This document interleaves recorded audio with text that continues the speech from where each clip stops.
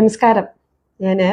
നമ്മുടെ ഞാഞ്ഞു ബാബീസിന്റെ ഔട്ട്ലെറ്റിലാണ്. ചെറിയൊരു കാര്യം അറിയിക്കാനാണ്. ചക്കയുടെ പൊടി, അതായത് ചക്ക പുട്ടുപൊടി റീസ്റ്റോക്ക് ചെയ്തിട്ടുണ്ട് എന്ന് അറിയിക്കാൻ വേണ്ടിയിട്ടാണ് കേട്ടോ. അതിലേക്ക് ഞാൻ വരുന്നതിന് മുന്നേ വേറെ ഒന്ന് രണ്ട് കാര്യങ്ങളൊക്കെ അറിയിക്കാം.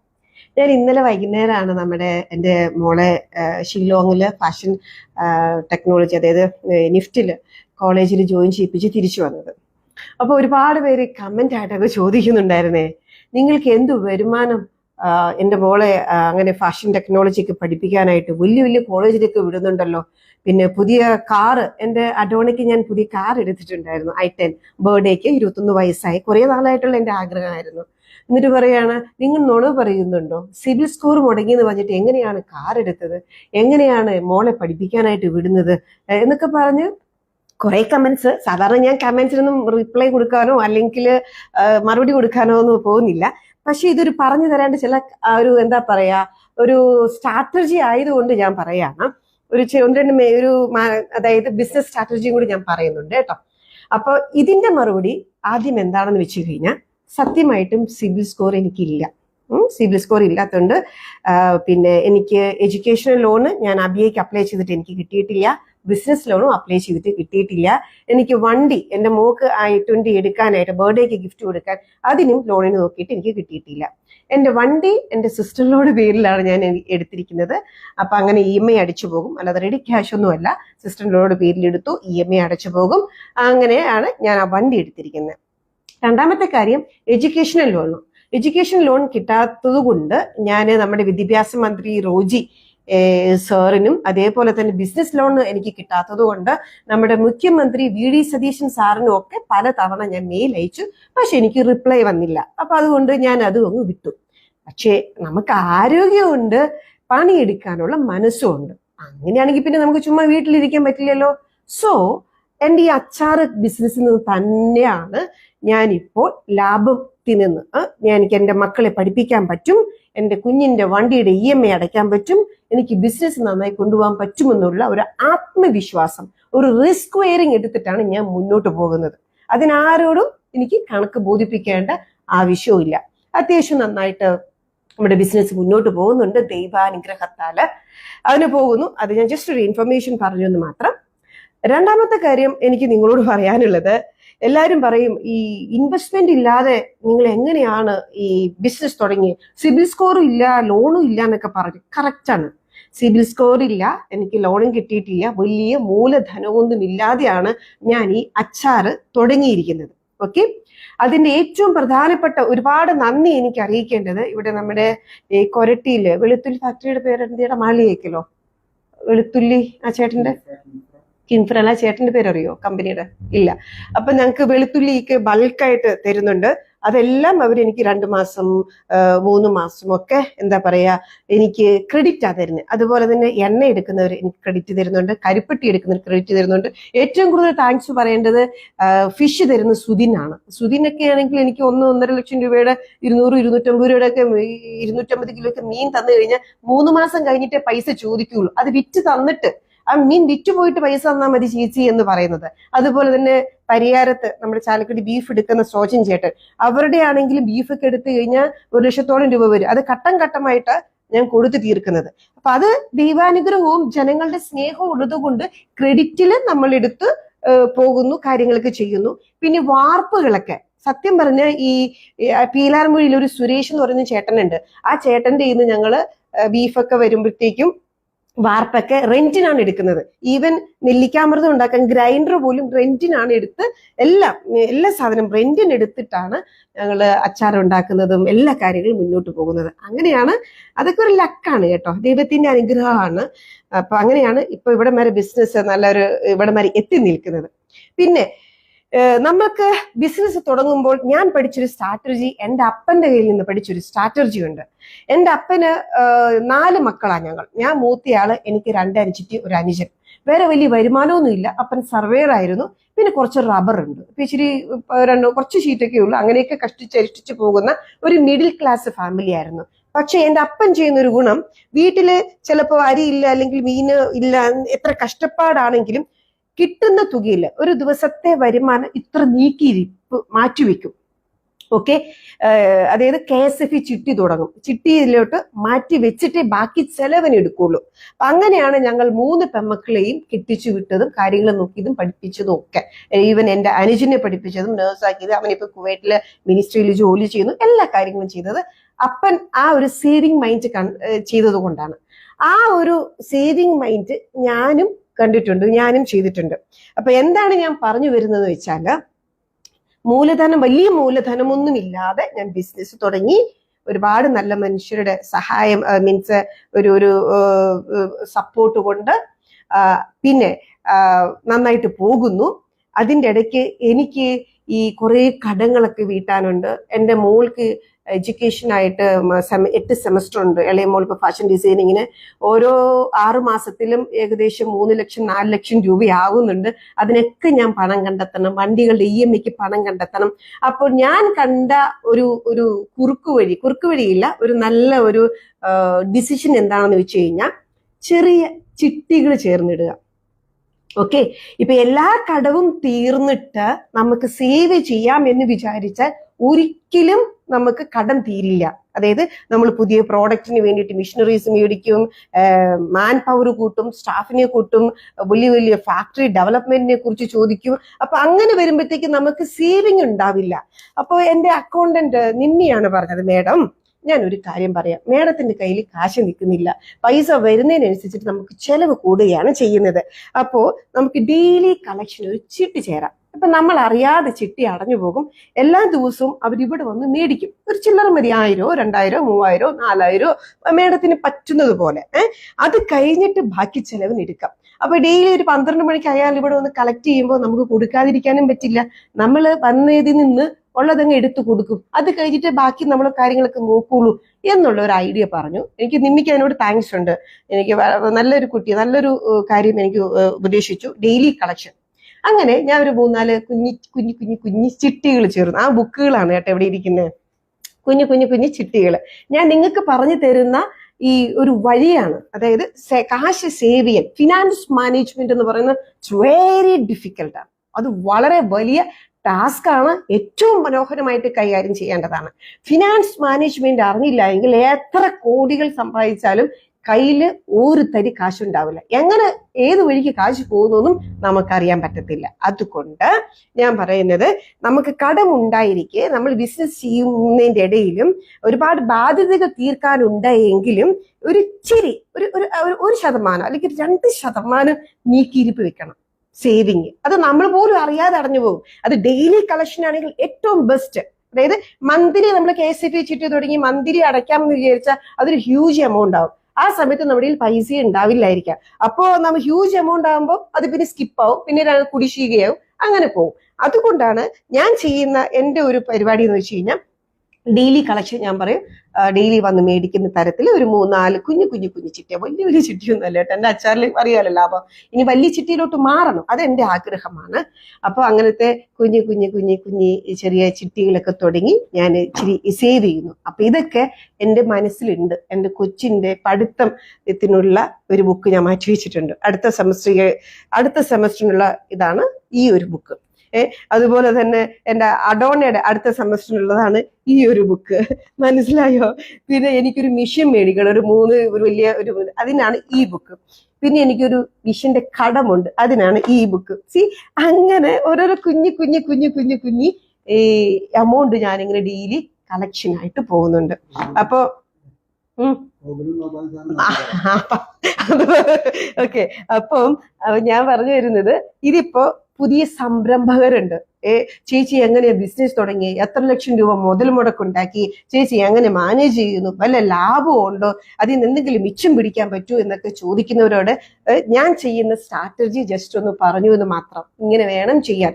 അതല്ലാതെ ഇതെല്ലാം കഴിഞ്ഞിട്ട് നമുക്ക് സേവ് ചെയ്യാതെ നമ്മൾ പോലും അറിയാതെ അടഞ്ഞു പോകും. അത് ഞാൻ നിങ്ങൾക്കൊന്ന് പറഞ്ഞു തന്നൊരു സ്ട്രാറ്റജിയാണ് കേട്ടോ. അപ്പൊ നിങ്ങൾ ഇതൊന്ന് ട്രൈ ചെയ്യൂ. നമ്മൾ എത്ര കടം ഉണ്ടെങ്കിലും കുറച്ചൊരു തുക ഡെയിലി അടഞ്ഞു പോകുന്ന തരത്തിൽ ഒരു നീക്കിയിരിപ്പ് വെക്കുക. ഓക്കെ. ഇതൊക്കെയാണ് ഇപ്പൊ എൻ്റെ ഒരു കോൺഫിഡൻസ് എന്ന് പറഞ്ഞു കഴിഞ്ഞാൽ. അല്ലാതെ പണം ഉണ്ടായിട്ടല്ല ഞാൻ വണ്ടി എടുത്തത്, പണം ഉണ്ടായിട്ടല്ല ഞാൻ എൻ്റെ മോളെ വലിയ കോളേജിൽ വിട്ടത്. ഇതൊക്കെ എനിക്ക് പണിയെടുക്കാൻ പറ്റും എന്നുള്ള കോൺഫിഡൻസ് ആണ്. എടപ്പള്ളി തെരുവിൽ നിന്നാണ് ഞാൻ 1.5 ടൺ അച്ചാറ് വിറ്റത്. അറിയോ? മലയാറ്റൂർ റോഡിൽ നിന്നാണ് ഞാൻ അച്ചാർ വിറ്റത്. ഇതൊക്കെ എനിക്കറിയാം. ഞാൻ തെരുവിൽ നിന്ന് അച്ചാർ വിൽക്കാനുള്ള ആ ഒരു ധൈര്യവും ആത്മവിശ്വാസവും ഒക്കെ ഉണ്ടെങ്കിൽ പിന്നെ ഞാൻ എന്തിനാ പേടിക്കണ്ടേ? എന്റെ മക്കൾ ഏത് നിലയ്ക്ക് വേണമെങ്കിലും ഞാൻ പഠിപ്പിക്കാനും പറ്റും, നല്ല രീതിയിൽ എനിക്ക് മുന്നോട്ട് പോകാനും പറ്റും, ഇതിനെയും ബിസിനസ് ഡെവലപ്പ് ചെയ്യാനും പറ്റും. ഇത് എൻ്റെ ഒരു സ്ട്രാറ്റജി ഞാൻ നിങ്ങൾക്കായിട്ട് പങ്കുവെച്ചു എന്നേ ഉള്ളൂ. പിന്നെ ഏറ്റവും കൂടുതൽ സ്പെഷ്യലി ഞാൻ നന്ദി പറയുന്നു, എനിക്ക് ക്രെഡിറ്റ് തരുന്ന അല്ലൊരു ജിണ്ടപ്പൻ ചേട്ടനുണ്ട് കേട്ടോ, ചാലക്കുടിയില് മാർക്കറ്റിൽ ഒരു ജിണ്ടപ്പൻ ചേട്ടനുണ്ട്. ജിണ്ടപ്പൻ ചേട്ടൻ്റെ ഇതാണ് പച്ചമുളക്, ചിലപ്പോൾ നെല്ലിക്ക, നാരങ്ങ, മാങ്ങ, ഇഞ്ചിയൊക്കെ എടുക്കുന്നത്. അതും ഒരു ബൾക്ക് എമൗണ്ട് വരും. അപ്പൊ പറയും, ചേച്ചി വല്ലതും ഉണ്ടോ, വൈകുന്നേരത്തേക്ക് ഇച്ചിരി പൈസ തരാവോ, ഇങ്ങനെ വളരെ ഇങ്ങനെയാ ചോദിക്കുക. അപ്പൊ ഇച്ചിരിയാ ഞാൻ ഇട്ട് കൊടുക്കുന്നത്. അങ്ങനെയാണ് എൻ്റെ ഈ ബിസിനസ് ഡെവലപ്പ് ചെയ്തായി വന്നുകൊണ്ടിരിക്കുന്നത് കേട്ടോ. അപ്പൊ ജസ്റ്റ് ഒന്ന് പറഞ്ഞതേ ഉള്ളൂ. മാക്സിമം നിങ്ങളേക്ക് ഷെയർ ചെയ്ത് തരണം. ഷെയറിങ് ഈസ് കെയറിങ് എന്നാ പറയണേ. അപ്പോൾ നിങ്ങളുടെ ഒരു ഷെയറിങ്ങില് ആരെങ്കിലും ഒരു 25 അച്ചാറ് മേടിച്ചാലോ, ഇല്ലേ? പുട്ടുപൊടി മേടിച്ചാലോ, റാഗി പുട്ടുപൊടി മേടിച്ചാലോ, കണ്ണങ്കായ പൗഡർ മേടിച്ചാലോ, നെല്ലിക്കാമൃതം മേടിച്ചാലോ, ചക്കപ്പുട്ടുപൊടി മേടിച്ചാലോ, അപ്പോൾ നിങ്ങളുടെ ഒരു ഷെയറിങ്ങില് എനിക്ക് ഒരുപാട് ബിസിനസ് നടക്കും, നിങ്ങൾക്ക് നല്ല ഗുണമേന്മയുള്ള പ്രോഡക്റ്റ് കിട്ടുകയും ചെയ്യും. ഈ ഹോസ്റ്റലിലെ കുട്ടികൾക്കൊക്കെ നിങ്ങൾക്ക് നന്നായിട്ട് ഈ അച്ചാർ കൊടുത്തു വിട്ടാവുണ്ടല്ലോ, അവർക്ക് ശരിക്കും സൈഡ് ഡിഷ് ആയിട്ട് ഉപയോഗിക്കാൻ പറ്റും. ഈ അച്ചാർ ഉണ്ടെങ്കിൽ നന്നായിട്ട് അവർക്ക് നല്ല ഫുഡ് കഴിക്കാനൊക്കെ പറ്റും. നിങ്ങളൊന്ന് ഹോസ്റ്റലിൽ നിങ്ങളുടെ കുട്ടികളൊക്കെ ഉണ്ടെങ്കിൽ, വിദേശത്ത് ഹോസ്റ്റലിലാണെങ്കിൽ, അതുപോലെ വിദേശത്ത് നിങ്ങൾ താമസിക്കുന്നവരാണെങ്കിൽ ഒക്കെ തീർച്ചയായിട്ടും ഞാഞ്ഞു ബാബീസിന്റെ അച്ചാറ് മേടിക്കണം, സപ്പോർട്ട് ചെയ്യണം. ഇത്തിരി കൂട്ടി ഒത്തിരി ഉണ്ണാന്നാണ് ഞാൻ പറയുന്നത് ഞങ്ങളുടെ ക്യാപ്ഷൻ. അതായത് ഒരു സ്പൂൺ അച്ചാർ ഉണ്ടെങ്കിൽ ഒരു പാത്രം ചോറ് ഉണ്ട് തീർക്കാം. അത്രയ്ക്കും എന്താ പറയാ, ഒരു വെറൈറ്റി അമ്മയുടെ എന്താ പറയാ സ്നേഹം ഫീൽ ചെയ്യുന്നു എന്നാ പലരും പറഞ്ഞ്. അതായത് ഹോസ്റ്റലിലെ കുട്ടികളൊക്കെ കഴിച്ചിട്ട് പറയുന്നത്, എന്റെ അമ്മ ഉണ്ടാക്കി തരുന്ന അച്ചാർ പോലെയുണ്ട്, വീട്ടിലെ രുചിയാണിത്, വീട്ടിലെ അച്ചാറാണ്, ഹോം മെയ്ഡ് പിക്കിളാണ്. അതാണ് ഇതിന്റെ ഒരു സവിശേഷത അല്ലെങ്കിൽ ഒരു സ്പെഷ്യാലിറ്റി എന്ന് പറഞ്ഞു കഴിഞ്ഞാൽ. അതുകൊണ്ട് നിങ്ങൾ സപ്പോർട്ട് ചെയ്യണം, കൂടി ഉണ്ടാവണം. ഇതാണ് എൻ്റെ ഒരു ബിസിനസ് സ്ട്രാറ്റജി, സേവിങ് മൈൻഡ്. ഒരു ഫിനാൻസ് മാനേജ്മെന്റിൽ ഞാൻ ഫസ്റ്റ് ആയിട്ട് ചെയ്യുന്ന ഒരു സേവിങ് ഇതാണ് ഇത്. അത് നിങ്ങൾ ജീവിതത്തിൽ പ്രാക്ടിക്കലാക്കണം. ഈവൻ ബിസിനസ്സുകാരാണെങ്കിലും അല്ലെങ്കിൽ നിങ്ങൾ ഗവൺമെന്റ് എംപ്ലോയി ആണെങ്കിലും പ്രൈവറ്റ് സ്ഥാപനത്തിൽ വർക്ക് ചെയ്യുന്നവരാണെങ്കിൽ കിട്ടുന്നതിൽ നിന്ന് ഒരു തുക, ഒരു ചെറിയ എമൗണ്ട് എപ്പോഴും നമ്മൾ നീക്കിയിരിപ്പ് വെക്കണം. എൻ്റെ ലൈഫിൽ ഞാനത് ചെയ്തിട്ടില്ലായിരുന്നു കേട്ടോ. ഞാൻ ട്രസ്റ്റ് ഉണ്ടായിരുന്നപ്പോൾ, ട്രസ്റ്റ് ഇപ്പോഴും ഉണ്ട്, ഫിലോക്കാരിയ ട്രസ്റ്റ്, ഞാൻ അങ്ങനെ ഒരു നീക്കിയിരിപ്പ് ഇല്ലാതെ പോയി എനിക്ക്. അതുകൊണ്ടാണ് ഈ ചെറിയ സ്ട്രഗിള് വന്നത്. പക്ഷെ അതിൽ നിന്നും പഠിച്ച ഒരു പാഠമാണ് ഞാൻ ഇപ്പൊ ഡെയിലി കളക്ഷനായിട്ട് ചെറിയ ചിട്ടികളൊക്കെ തുടങ്ങി, ഈ ബാധ്യതയിടയിലും ഞാൻ തുടങ്ങി മുന്നോട്ട് പോകുന്നത്. അപ്പൊ മാക്സിമം നിങ്ങൾ ഷെയർ ചെയ്യണം, സപ്പോർട്ട് ചെയ്യണം. പിന്നെ എന്താ പറയാ, നെല്ലിക്കാമൃതം ഉണ്ട്, ഉള്ളിയമൃതം ഉണ്ട്, ഒരുപാട് അച്ചാറുകളുണ്ട്. ചക്ക പൊടിക്ക് ഭയങ്കര ഡിമാൻഡ് അറിയാലോ, ഭയങ്കര ന്യൂട്രീഷ്യസ് ആണ്, എല്ലാ കാര്യങ്ങളും ഉണ്ട്. നല്ല ചക്കപ്പൊടിയാണ് കേട്ടോ, ഭയങ്കര നല്ല ഫ്ലേവർ ആണ് ഇതിന്, നല്ലൊരു മണവും വാസനയൊക്കെ ഉണ്ട്. അപ്പൊ അത്രയും ഇതിന് ഒത്തിരി വർക്ക് ഉണ്ട് ഇതിന്. അപ്പൊ അതുകൊണ്ട് ഈ ചക്ക റീസ്റ്റോക്ക് ചെയ്തിട്ടുണ്ട്, ചക്കപ്പൊടി. അപ്പൊ അത് നിങ്ങൾക്ക് മേടിക്കാം. അതേപോലെ തന്നെ റാഗി പൗഡർ ഉണ്ട്, പുട്ടുപൊടിക്കും ഉപയോഗിക്കാം, കുഞ്ഞുങ്ങൾക്ക് കുറുക്കുണ്ടാക്കി കൊടുക്കാൻ ഉപയോഗിക്കാം. അതുപോലെ തന്നെ ഏത്തക്ക പുട്ടുപൊടി, വെരി സൂപ്പർ ടേസ്റ്റി ബ്രേക്ക്ഫാസ്റ്റ് ആണ്, ഹെൽത്തി ബ്രേക്ക്ഫാസ്റ്റ് ആണ്. ഡയബറ്റിക് പേഷ്യൻസിനൊക്കെ ഒരുപാട് ഉപയോഗിക്കാവുന്നതാണ് ഈ ഏത്തക്ക പുട്ടുപൊടിയും ഈ ചക്ക പുട്ടുപൊടിയും ഒക്കെ. അപ്പോൾ നിങ്ങൾക്ക് മേടിക്കുക, ലിമിറ്റഡ് സ്റ്റോക്കാണ്. ഇപ്പൊ വീണ്ടും ഞാൻ റീസ്റ്റോക്ക് ചെയ്തതാണ്, ഒരു 50 കിലോ ഞാൻ റീസ്റ്റോക്ക് ചെയ്തിട്ടുണ്ട്. അപ്പൊ നിങ്ങൾ മേടിക്കുക കേട്ടോ. മാക്സിമം നിങ്ങൾ സപ്പോർട്ട് ചെയ്യണം, ഷെയർ ചെയ്യണം. ഇതാണ് എൻ്റെ ഒരു ബിസിനസ് സ്ട്രാറ്റജിയുടെ ഫസ്റ്റ് ഘട്ടം ഞാൻ ചെയ്തിരിക്കുന്നത്. പിന്നെ രണ്ടാമത്തെ ഒരു ഘട്ടവും കൂടെ ഉണ്ട്, അതും കൂടെ പറയട്ടെ. എന്താന്ന് വെച്ച് കഴിഞ്ഞാൽ, എനിക്കിപ്പോ ഒരു 10-20 സ്റ്റാഫ് ഉണ്ട് ഇപ്പൊ ഒരു 2 മാസമായിട്ട്. പക്ഷേ ഞാൻ 5 സ്റ്റാഫിന്റെ വർക്ക് ഞാൻ ചെയ്യുന്നുണ്ട്, മനസ്സിലായോ? 5 മാൻ പവറിന്റെ വർക്ക് ഞാൻ ഒറ്റയ്ക്ക് ഞാൻ ചെയ്യുന്നുണ്ട്. അതിന്റെ കാരണം, എനിക്ക് സ്റ്റാഫിന് ആവശ്യമുണ്ട്, പക്ഷെ എൻ്റെ എല്ലാവർക്കും ഇപ്പൊ സാലറി കൊടുക്കാനുള്ള ഒരു ഫിനാൻസ് ബാക്ക്ഗ്രൗണ്ട് ഇല്ലാത്തതാണ്. അതിന് പകരം ആ 5 സ്റ്റാഫിന്റെ വർക്കാണ് ഞാൻ ചെയ്യുന്നത്. അത് ഏതൊക്കെ പോസ്റ്റാണ് പറയാം. മെയിൻ ആയിട്ട് ഈ സോഷ്യൽ മീഡിയ, ഇപ്പൊ നിങ്ങൾ കണ്ടുകൊണ്ടിരിക്കുന്ന എനിക്കൊരു സോഷ്യൽ മീഡിയ മാനേജറോ അല്ലെങ്കിൽ സോഷ്യൽ മീഡിയയ്ക്ക് എനിക്ക് എഡിറ്റ് ചെയ്യാനുള്ള ആളോ ആരുമില്ല.